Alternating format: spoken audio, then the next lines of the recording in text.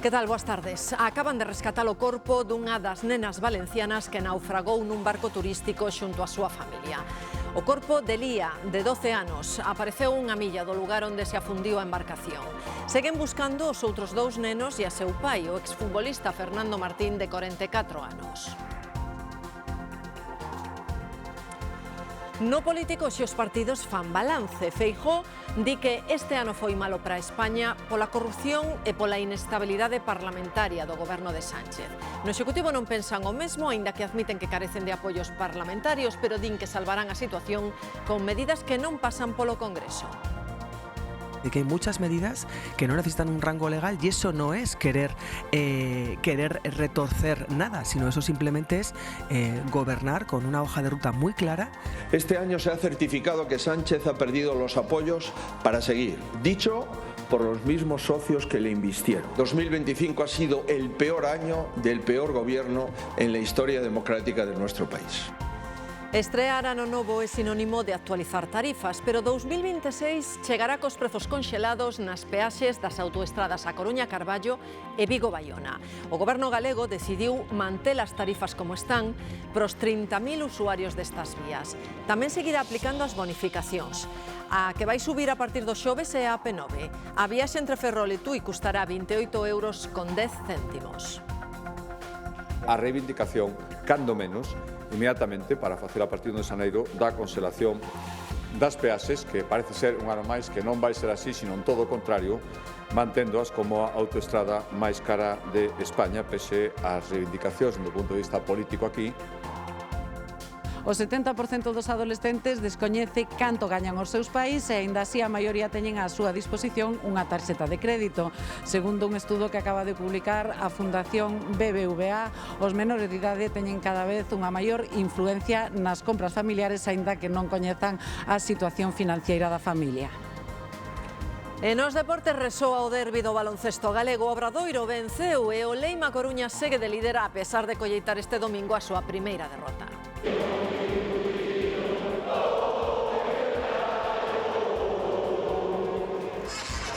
Así estaba a caldeira de Sar ateigada de público. Gran comportamento das dúas afeccións e sobresaínte o partido na pista entre os dous mellores equipos da categoría. Gañou o Obradoiro, como dicimos, 103-99. E seguimos con tempo despexado nestes últimos días do ano. Esta tarde de luns esperamos ceo pouco nubrado. As nubes baixas chegarán ao final do día e as temperaturas máximas baixan un pouco con valores de entre 13 e 17 graus. O vento vai soprar frouxo de dirección variable.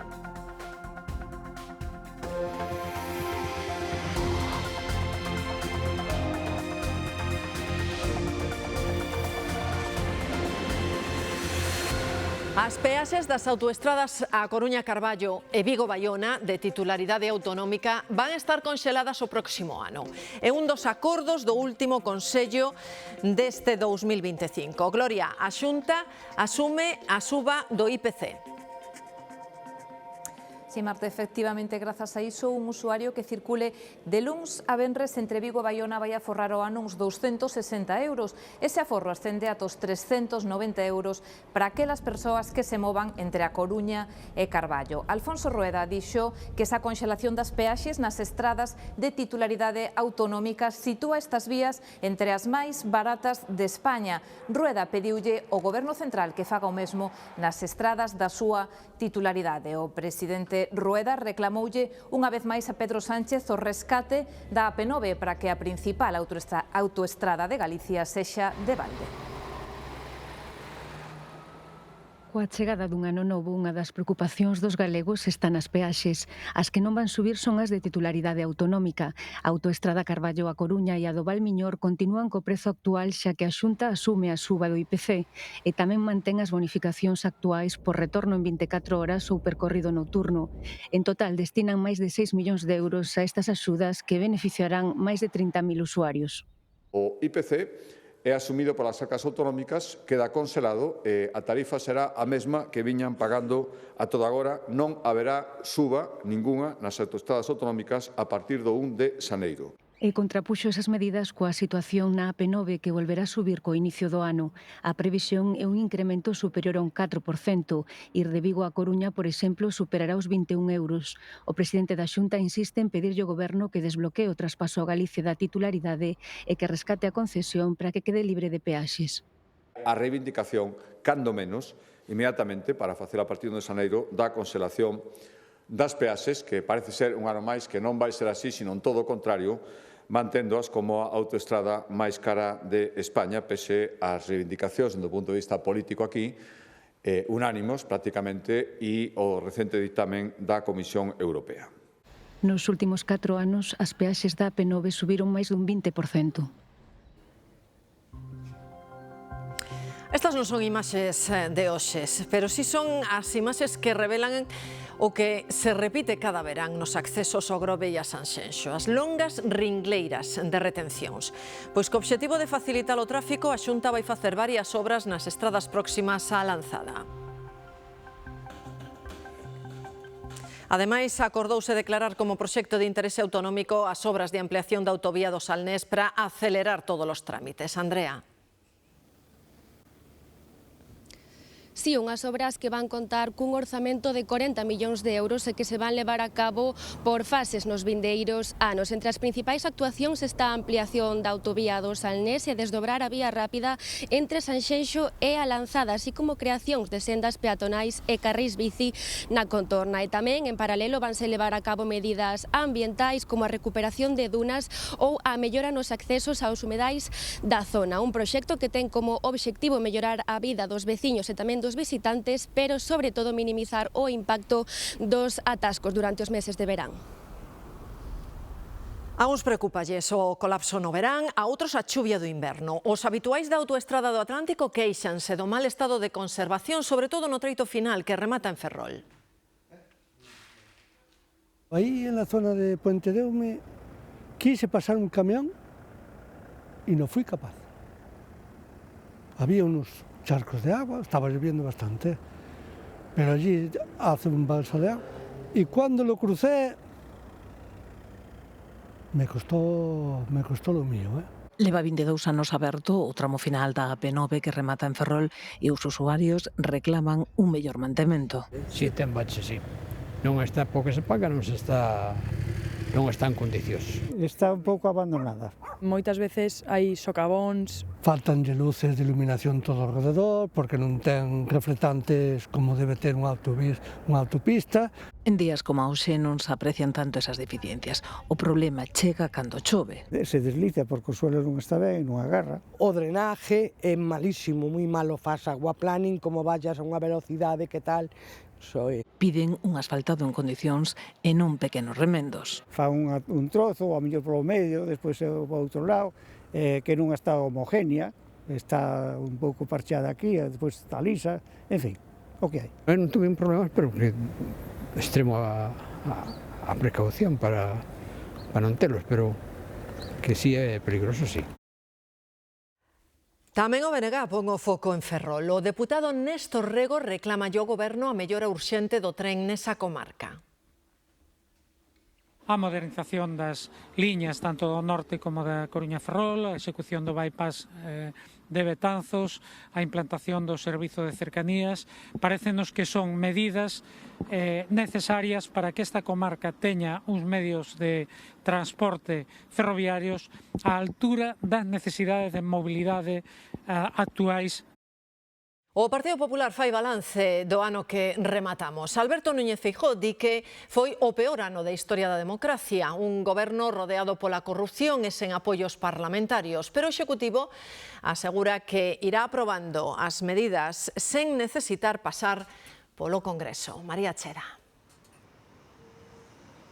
Sí, insiste o Executivo en que queda legislatura para rato, que poden seguir aprobando normas sen ter a maioría do Congreso, isto é, gobernar sen o Parlamento. Dende o Partido Popular critican este 2025 do peor do goberno, do colapso do sanchismo e enumera Núñez Feijóo ata 10 fracasos do Executivo de Pedro Sánchez que pasan polas derrotas parlamentarias, o erro na política internacional, na migratoria, na desprotección da muller, no endebedamento das familias e tamén na corrupción, entre outros. Adianta que o 2026 será un ano do cambio e que o 2025 é un fracaso, pero non como país, senón como goberno, o goberno de Pedro Sánchez. Consciente das dificultades que presenta a aritmética parlamentaria, o Goberno busca fórmulas que lle permitan afrontar o 2026. Pedro Sánchez quere impulsar medidas que non dependan da súa aprobación no Congreso. Yo creo que es muy importante ser conscientes de que hay muchas medidas que no necesitan un rango legal y eso no es querer retorcer nada, sino eso simplemente es gobernar con una hoja de ruta muy clara e intentando llegar a mejorar la vida de la gente a todos los niveles. Un novo impulso que lles permita afrontar os case 2 anos de legislatura que quedan por diante. Nuestra voluntad del Gobierno es agotar, lógicamente, la legislatura. La legislatura nace para poder agotarse cuando hay un presidente que es elegido por la mayoría parlamentaria. Lo lógico y natural es que la legislatura culmine. Di o Partido Popular que o Goberno quere estirar o que xa é pasado. 2025 ha sido el peor año del peor gobierno en la historia democrática de nuestro país. Durante estos meses hemos asistido a un desbordamiento político y moral que deteriora la confianza, que erosiona la convivencia y que degrada la política. E pon como exemplo o resultado das eleccións en Extremadura. Creo que 2026 será el año del cambio en España, porque una inmensa mayoría de españoles así lo quiere. O presidente do Goberno continúa coas súas vacacións de Nadal. O primeiro acto na súa axenda está fixado para o 6 de xaneiro coa tradicional celebración da Pascua Militar. Buenos días. Aquí en Galicia, o líder dos socialistas descarta que o partido viva unha crise interna a raíz das denuncias por acoso sexual contra varios alcaldes. O de Monforte, José Tomé, deixará mañá de presidir a Deputación lucense. Eu non chamaría en ningún caso crise. O líder dos socialistas galegos nega a crise, pero sí recoñece danos. Nos actuamos. E esa actuación genera dolor? Pois sí, en moitos casos genera dolor. Unha dor que agarda purgar no Comité Nacional convocado pro 10 de xaneiro. Gran parte dese debate estará centrado na caída de José Tomé, o socialista que máis poder concentraba na provincia de Lugo. Este martes deixará de ser presidente da Deputación e hoxe hai pleno no Concello de Monforte, onde se mantén como alcalde. E de recibo que tamén dimita aquí en Monforte. O BNG apoiará a petición presentada polo PP pedindo a dimisión de José Tomé. Tamén votará a favor da de Esperta Monforte, que pide ademais o cesamento da concelleira de Igualdade. Se está poñendo de perfil con unha cousa tan absolutamente degradante. Todas as olladas estarán postas no equipo de goberno, terán que aclarar se marcharon ou non do PSOE. Decir e aclarar como está realmente ese grupo socialista no Concello e o mellor xa sería que el dimitise e deixase os seus concelleiros seguir gobernando como grupo socialista. A dirección galega do PSDG pide a Tomé que renuncie ao posto, tamén o alcalde de Barbadás, pero no caso das denuncias contra a rexedora da Coruña, Inés Rei, prefire non mollarse. Sería absolutamente neglixente pola miña parte facer unha valoración sobre algo que descoñezo, non? En todo caso, di Besteiro, terían que tratarse noutro canal interno distinto do das denuncias por acoso sexual, un mecanismo que defende, aínda que admite que é mellorable. Galicia recibiu durante este ano 4.300 millóns dos fondos de recuperación. É unha das achegas que destaca o delegado do Goberno no seu balance de ano. Pedro Blanco di que nos últimos 7 anos o Goberno Central destinou 18.000 millóns de euros para Galicia. Medidas que importan e que xa están chegando aos fogares galegos. A suba do salario mínimo interprofesional, a revalorización das pensións, as bolsas de estudos para a mocidade, os descontos no transporte público ou apoio á dependencia. Entre tanto, o Executivo Autonómico avanza nos proxectos para construir vivenda pública. O Consello da Xunta adoptou 3 acordos para promover a construción de 523 vivendas nas cidades de Coruña, Santiago e Ferrol. Algunhas van ser residencias para estudantes. Tamén aprobaron unha axuda directa de case 11 millóns de euros para que a cooperativa Gali Vivienda poida construir 244 pisos no barrio de Suxán, na Coruña. Sairán a alugueiro a prezos accesibles. Acordouse ademais destinar 40 millóns de euros a 2 liñas de axudas empresariais para a investigación industrial e para implantar ferramentas de intelixencia artificial.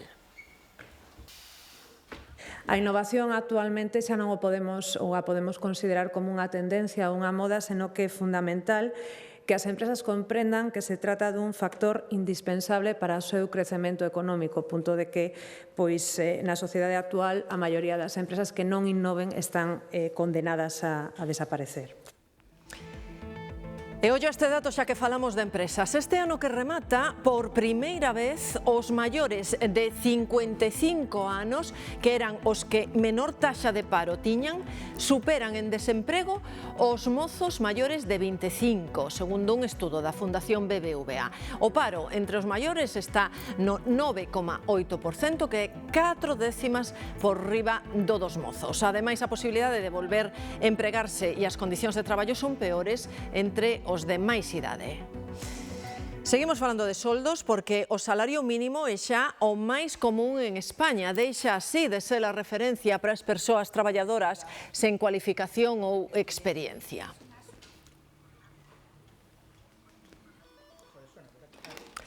O 70% dos adolescentes descoñecen canto gañan os seus pais, pero moitos sí que teñen a súa propia tarxeta de crédito e inflúen, ademais, nas decisións sobre o gasto familiar. Son os resultados dun estudo. Cristina do Río. Achegámonos a un centro comercial nunha mañá de compras en plenas festas do Nadal para preguntarlles aos propios adolescentes e aos seus pais que opinan ao respecto. A maioría coinciden en que é bo que os adolescentes teñan cartos á súa disposición para os seus gastos, pero con límites tamén para que aprendan a xestionar o seu diñeiro. A parte do WhatsApp, TikTok, Instagram, as tarxetas tamén teñen espazo nos móviles dos adolescentes. Ten tarxeta de crédito no móvil, pero imos ya recargando, non ten, sabes, según lle vai facendo falta. Eu tengo unha tarjeta prepago que cando necesito gastarme, por exemplo, 10 euros, chamo a mi madre, ainda sendo menor de edad, tiña unha tarxeta de crédito e parece que gastas moito máis. Prefiro llevar dinero en la cartera e ya está. Pais e nais coinciden en que hai que ir cos tempos e que as tarxetas sustitúen as antigas pagas. Yo creo que es mejor irles dando poco a poco para que sepan también lo que cuesta el ganar el dinero.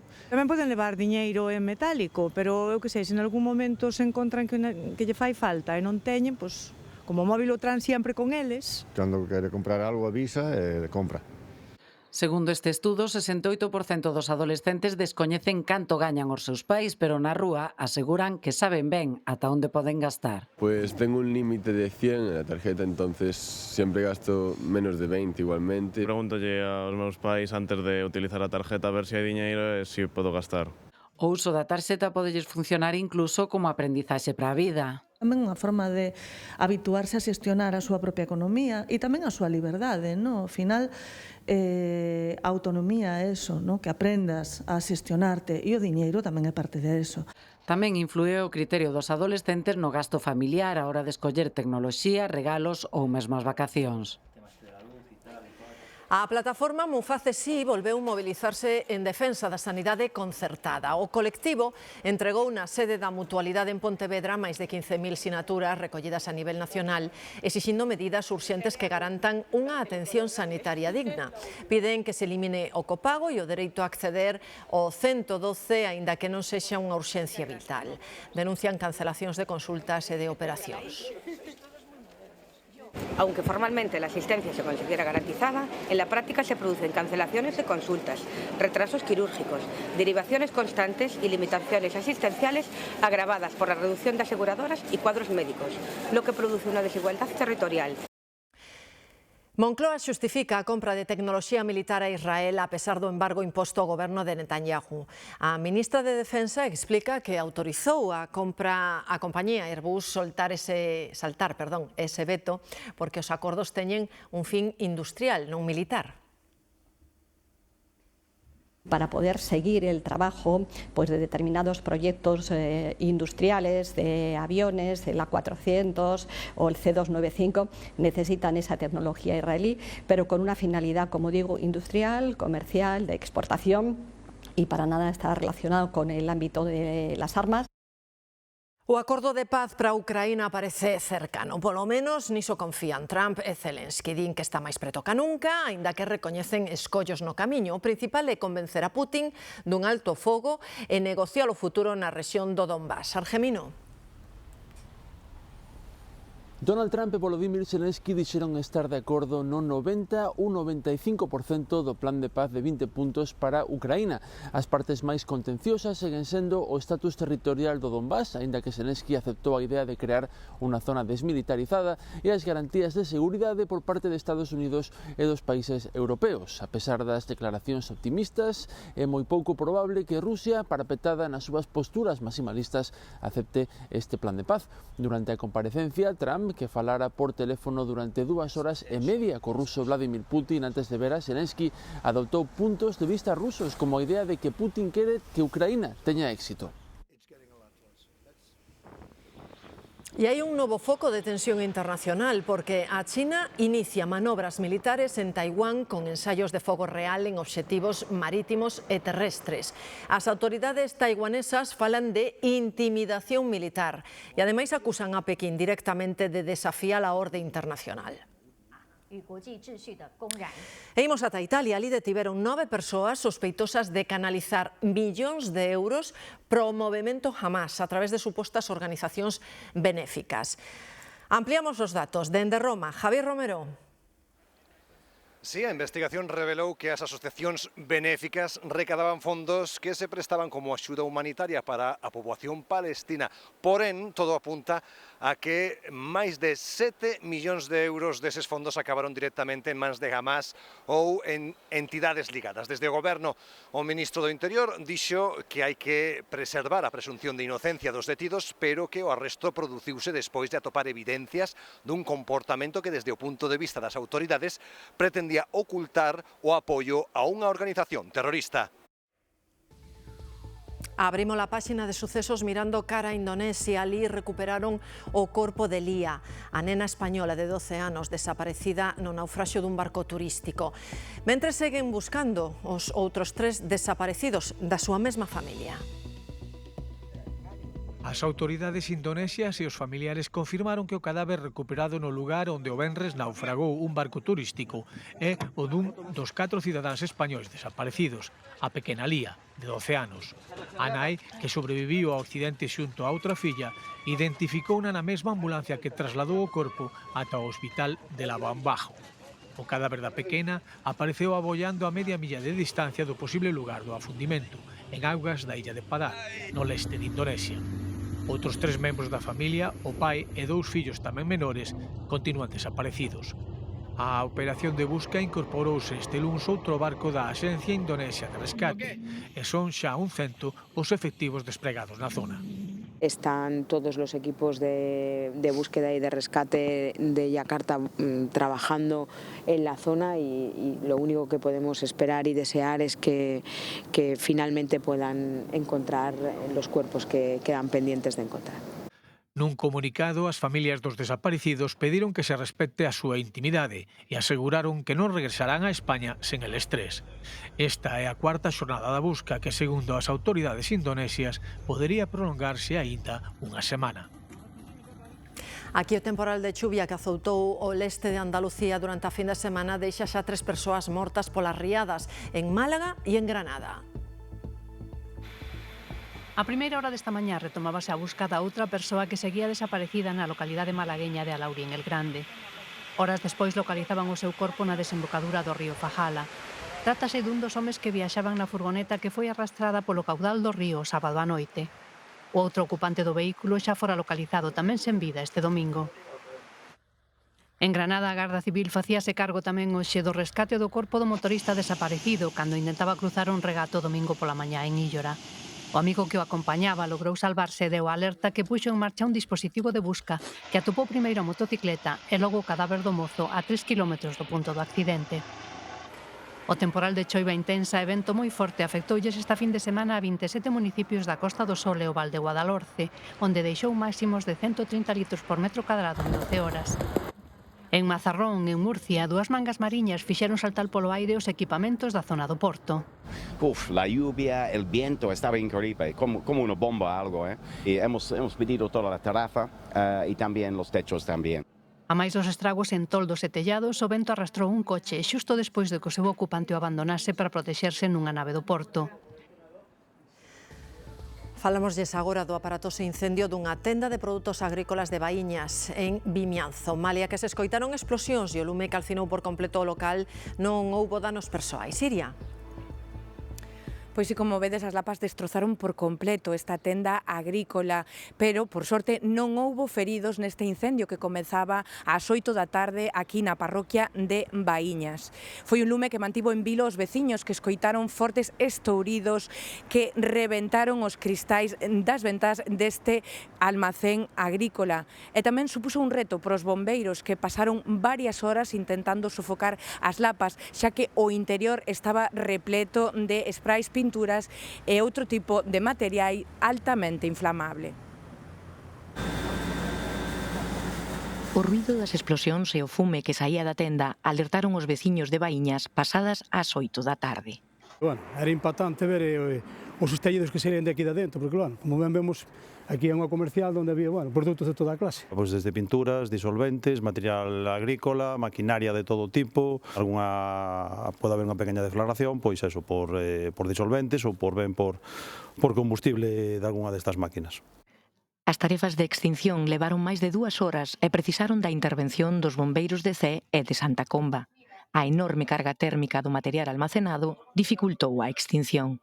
Dificultou bastante acceder aos focos das lapas, precisamente por eso, porque non dábamos chegado, físicamente era imposible, polo cantidad de material, estanterías e todo tipo de enseres que había polo medio. A máis da maquinaria, no interior había materiais inflamables e a vivenda contigua estaba habitada. Non houbo que lamentar danos persoais, pero os materiais foron cuantiosos. A agrotenda levaba máis de 20 anos prestando servizo na parroquia, onde hoxe lamentan a perda dun comercio rural máis. Bueno, se fora posible volver a abrir sería genial, non? Porque, bueno, é o que falamos, estes puebliños cada día menos negocios, cada día están cerrando máis, pois era un aliciente para que a xente viñera á parroquia de Baíñas. Polo momento descoñécese o motivo do incendio, pero todo apunta a algún fallo eléctrico. Mentre se investigan as causas, toca quitar os cascallos e recuperarse dun susto que, por sorte, non acabou en desgraza. E en Xaén, un condutor de bus escolar o que pararon nun control de alcolemia deu positivo en alcohol e drogas. O chofer levaba preto de 20 escolares nese momento no autocar, Sabela. Foi xusto 3 días antes das vacacións escolares de Nadal. Un condutor de bus trasladaba na zona da Serra de Cazorla, en Xaén, 18 escolares duns 12 anos. Ian ao colexio. Estes días hai controis especiais de tráfico da Garda Civil e nun deses dispositivos os axentes fixéronlle a proba a este chofer e deu positivo. Collera o volante despois de consumir alcohol e drogas. Por iso perdeu 10 puntos do carné e ten que enfrontarse a unha multa económica, unha sanción de 1.500 euros. Ademais, o bus non tiña nin seguro, nin tampouco permiso para trasladar escolares e había cintos de seguridade que, segundo comprobaron os axentes, non funcionaban correctamente. Dende o xoves xa non haberá que pagar por aparcar nas rúas de Ourense. Remata o sistema ahora por decisión municipal. Últimos días para pagar o ticket da hora na cidade de Ourense porque a partir do día 1 de xaneiro quedará suprimido o servizo nas zonas azuis, tal como anunciou o Concello. E que pensa a xente? Si despois poñen parkings disuasorios para poder aparcar ben, pois non estaría mal. Nunca debeu de estar.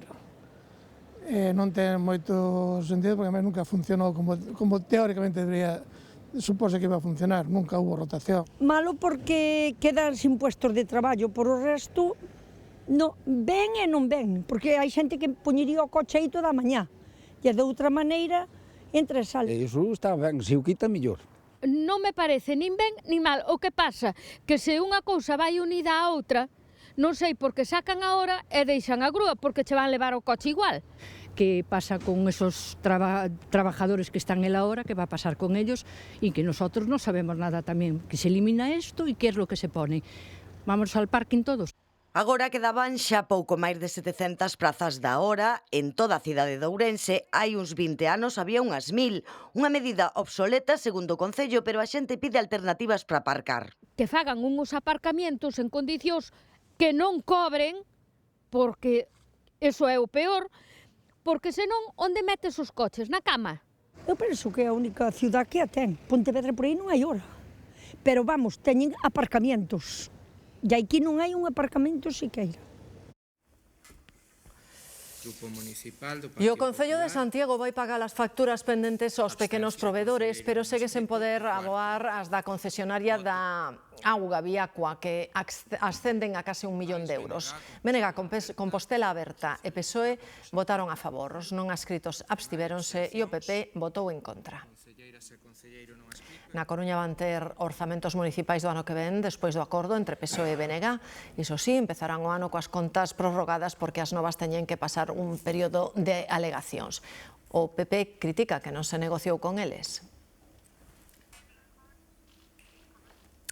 O Concello da Coruña estuda emprender accións legais contra o organizador do mercado de Nadal que se instalou na Praza de María Pita. Dende o principio, comerciantes e cidadáns queixábanse de que esa montaxe non ten que ver co que se prometeu inicialmente. O pasado venres incluso estuvo a piques de quedarse en luz por un impago do empresario. Existen algunos incumplimientos que se pueden calificar como muy graves. Existe la posibilidad de reclamar indemnización de daños y perjuicios y evidentemente desde el Ayuntamiento pues estamos estudiando todas las posibilidades que se abren para exigir ese cumplimiento. En un barrio de Lugo están preocupados polas ameazas e altercados dun veciño con supostos problemas psíquicos. O home estragou ata en 3 ocasións un bar. Os propietarios din que teñen medo e mesmo pensan en pechar o seu negocio. Non volveron levantar a reixa desde o último altercado. Dentro seguen as cadeiras e as mesas tiradas no chan. Non quixeron tocar nada ata que o xulgado fale. Todo arrasó, todo e todas as mesas. Les dice, voy a por ti, si no a por ti, voy a por tu mujer. Ellos tienen una niña de 15 años. Tienen a niña ahora. Tienen que tener mucho miedo. Ata en 3 ocasións o home entrou no negocio ameazando os donos e estragando todo o que encontrou ao seu paso. Porque tienes miedo de que la tome contigo, de que traiga cualquier cosa con él, como el día que trajo la maza la primera vez ahí, y que al que pille, pues lo puede matar. Pero non son os únicos que sofren a ira deste veciño. Sí, concretamente con dos amigos meus estábamos tomando un viño nun bar aquí ao lado e amenazou a dos deles que lles tiña ganas e que tuveran cuidado con el. Si está tratamento psiquiátrico. Encima é un home moi corpulento, entonces a xente tenlle medo. 2 denuncias e pedida unha orde de afastamento, pero de momento non se adoptou ningunha medida. Vale, a mí me parece moi bien que sea un enfermo, pero tiene que estar a lo mejor ingresado. A familia que rexenta o negocio está sen traballar e coa mente pensando en marchar da cidade. E quedou arquivada a causa contra o loteiro de Lugo investigado por simular un atraco na súa propia administración o 4 de xaneiro de 2024. Nese atraco supostamente levaran 400.000 euros. O xulgado toma a decisión despois de que a Fiscalía solicitase o arquivo da causa porque considera que non hai indicios suficientes contra o loteiro e contra outras 2 persoas tamén investigadas. Con todo, a resolución non é firme. A Garda Civil anda buscando os autores dun roubo nunha vivenda do Grove e levaron cartos e xoias. Debían ter a casa no punto de mira, porque aproveitaron para roubar xusto cando morreu a única persoa que vivía nela. Sucedeu nesta vivenda do barrio de Rons. Os ladróns forzaron unha porta e conseguiron entrar na casa. Estaba deshabitada porque poucos días antes falecera a súa propietaria. Foi un familiar quen se percatou do roubo. Estuvo o neto aquí no parque e encontrouse, estaba co fillo, encontrou como a porta medio de lado e ao acercarse foi cando veu que estaba todo revolto. Xa costara, como di outro, claro, morrer, entrar nunha casa como pa os 3-4 días do entierro encontrarte así a casa. No interior, os asaltantes remexeron todo cun obxectivo que parece claro, levar xoias e cartos.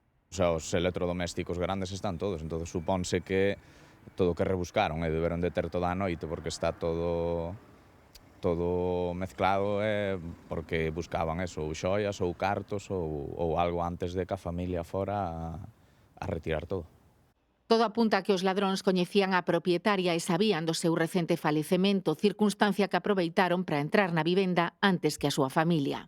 E porque, ao final, vivía sola, sempre estaba por aquí polo barrio e sempre quen a coñece ou a través de alguén cercano pode saber que a casa que estaba baleira.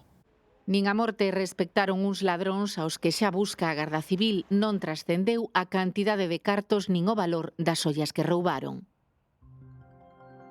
Uns ao mellor toman chupitos. O único que tomo agua son eu que non me gustan. Eu tomo plátanos. Arandos, cereixas, gajos de mandarina. Hoxe comentaba unha clienta, trociños de galleta.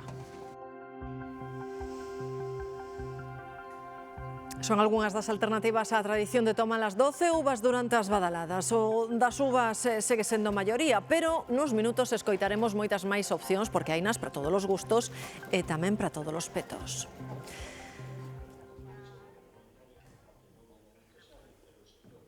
Entran novas caras na Consellería de Medio Rural. Marta Fortes substitúe a Jorge Atán na Secretaría Xeral e cambian os responsables de Dirección Xeral de Defensa do Monte e Dirección Xeral de Planificación e Ordenación Forestal. Saen Manuel Rodríguez Vázquez e José Luis Chan. Entran Manuel Francisco Gutiérrez como Director Xeral de Defensa do Monte e Luisa Piñeiro como responsable de Ordenación Forestal. Por cuarto ano consecutivo, Porto da Coruña bate récords de cruceiros recibidos e xa se prepara para un 2026 igual de intenso. Eduardo. Sí, foron un total de 176 transatlánticos os que recibimos nos últimos 12 meses. Son 10 máis que en todo 2024. Nos últimos 15 anos, o Peirao da Coruña multiplicou por 10 o número de visitantes. E de cara ao 2026, a Autoridade Portuaria advirte que se van volver pulverizar esas cifras. Agárdase que o número de escalas chegue ata as 180 e que nos visiten máis de 450.000 cruceiristas. O calendario anual de cruceiros xa se vai inaugurar este próximo venres, día 2, coa chegada do Borealis, pero hai outra data marcada en vermello que é a do 12 de agosto. Ese día van coincidir aquí na Coruña ao mesmo tempo nada menos que 5 transatlánticos. Contra o solpor, ademais, os viaxeiros xa cando estean marchando van poder gozar dun eclipse total de sol. Se son dos que esperan a última hora e aínda non teñen decidido o vestiario para despedir este ano, saiban que non volverá a chuvia ata Ninovo. María. Sí, co cambio de ano chegará o cambio no tempo, o 1 de xaneiro chegarán as primeiras chuvias de 2026, pero na mentres este 2025 despedirase así, frío, seco e solleiro, un sol que compre aproveitar e desfrutar nestos 3 últimos días do ano e así moitos estánse achegando ata aquí, ata Samil, para pasear pola praia, mesmo volver sacar o parasol e ata probar a auga que está a 12 graus nada máis, pero é que a estas horas moitos tamén xa se atreven coa manga curta e cos abrigos na man, porque a sensación térmica ao sol é de 17 graus, nada que ver coas temperaturas xélidas de primeira e última hora do día. Por iso que tocará abrigarse para as badaladas, pero o no tardeo serán imprescindibles os lentes de sol. Un tempazo polo que ninguén protesta. O Camiño Portugués da Costa foi este ano ruta de peregrinación a Santiago para case 90.000 persoas. Medrou un 20% con respecto ao ano anterior e tamén destacou por unha estadía máis longa dos camiñantes nas cidades de paso e unha maior porcentaxe de estranxeiros. No caso do Camiño Portugués superan o 50%. Hai unha década, o 70% dos peregrinos chegaban a Santiago polo camiño francés, pero nestes últimos houbo un proceso de desconcentración.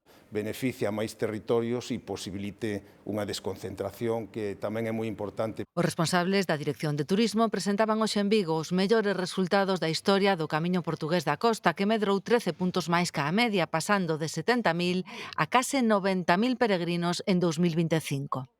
11.000 son estadounidenses, 9.500 alemáns e 5.500 italianos. É xente que normalmente quedase máis de un día na nosa cidade, probando a nosa gastronomía, en fin, que é un peregrino un pouco diferente do resto dos peregrinos. Os datos do Camiño Portugués da Costa son excepcionais, é o camiño que máis medra, un 20%, pero temos que decir que todos os camiños de Santiago están medrando. Estes datos nos dicen que por cada peregrino que recibe a Compostela hai 1,7 que fan o Camiño de Santiago. Son cifras que nos falan de 700.000 peregrinos. No caso do Camiño portugués, sae unha media de 250 peregrinos ao día. O novo albergue do Berbés ten 90 prazas e o resto dos camiñantes fan uso da hostalería da cidade.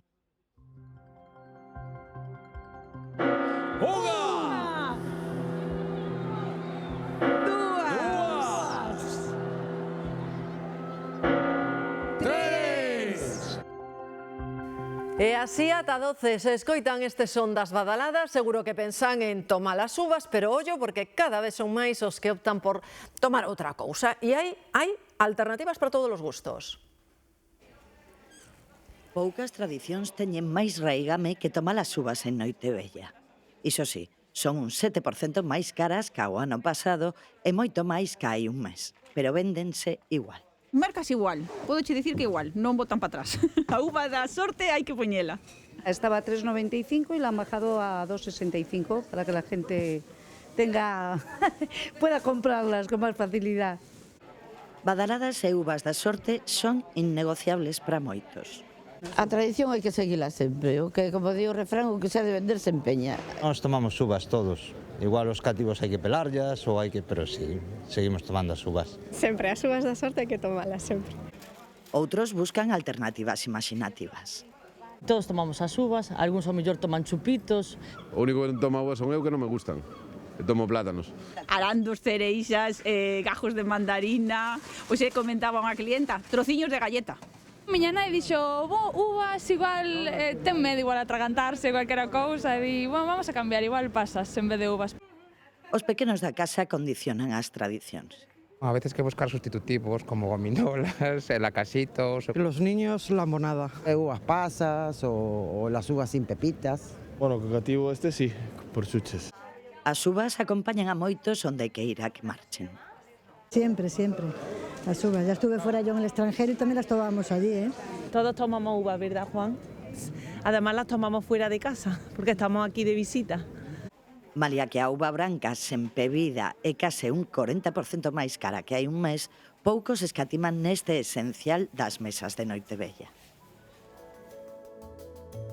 Aquí poden ver Verín, que é unha das zonas cero do frío destas xornadas, con temperaturas baixo cero, e Pontevedra, que marcará hoxe unha das máximas de Galicia nunha xornada máis anticiclónica. Temos o ambiente bastante despexado, coa entrada de algunhas nubes, sobre todo contra o final do día serán nubes baixas que van a ir percorrendo toda a xeografía galega, todo isto aderezado con un vento variable frouxiño e con ese descenso das temperaturas que nas 7 principais cidades galegas vanse mover entre os 13 ata os 17 graus. E atención, porque pola noite as néboas e a primeiras horas tomarán protagonismo.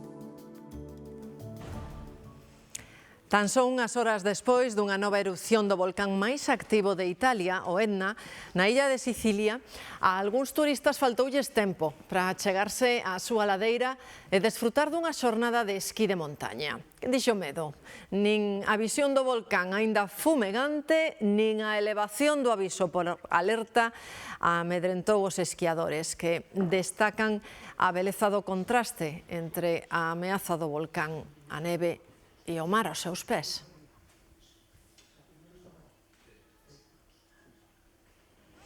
Estamos rematando o ano e aínda temos tempo para amosarlles como se visten de Nadal noutras partes do mundo.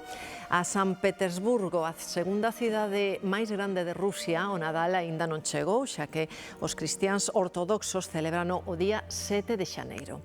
A estampa ali estes días lembra o pasado da cidade como capital do imperio, cos símbolos das coroas e as águias cobrando protagonismo entre maxestuosas fontes e avenidas.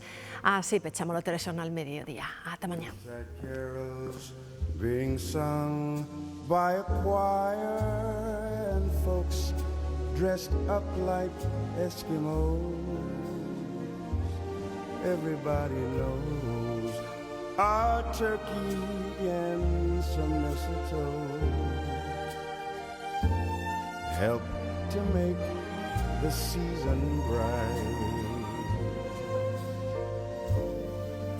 tiny tots with their eyes all aglow will find it hard to sleep tonight. They know that Santa's on his way. He's loaded lots of toys and goodies